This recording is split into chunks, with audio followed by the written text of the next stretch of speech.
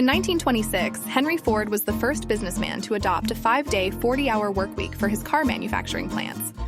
This change was monumental. Ford recognized that well-rested, satisfied workers were more productive. Workers were more than just cogs in a machine. They were people with lives and needs outside of work. This shift not only improved workers' lives, but also set a precedent for labor practices. The 40-hour workweek was designed around assembly line productivity, akin to machinery. Much like a machine being turned on at 9 a.m. and off at 5 p.m., it assumed consistent output.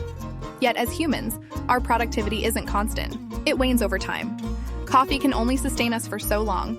In today's interconnected and tertiary world, productivity is less tied to hours spent and more to tangible results achieved. Consider a typical workday. How much of the 8 hours are truly productive? Often it's a fraction, 2 to 4 hours perhaps. So does this call for a change in the current work model? Luckily, there are countries and companies challenging the status quo. Iceland's experiment from 2015 to 2019 reduced the standard workweek to 36 hours without pay reduction, involving various industries. This experiment, echoing the spirit of Ford's own innovative changes, sparked global attention and discussions. Iceland's success demonstrated that shorter workweeks can yield positive outcomes for both employees and employers. This challenges the notion that extended hours equate to increased productivity. But who are the Fords of today? This is Ryan Breslow, the CEO of Bolt. He introduced a 4-day workweek in his fintech startup.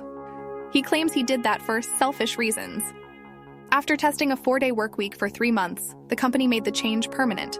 That's partly because it was overwhelmingly popular among Bolt's employees, which seems obvious. But also because the company observed employees were more productive, engaged, and efficient.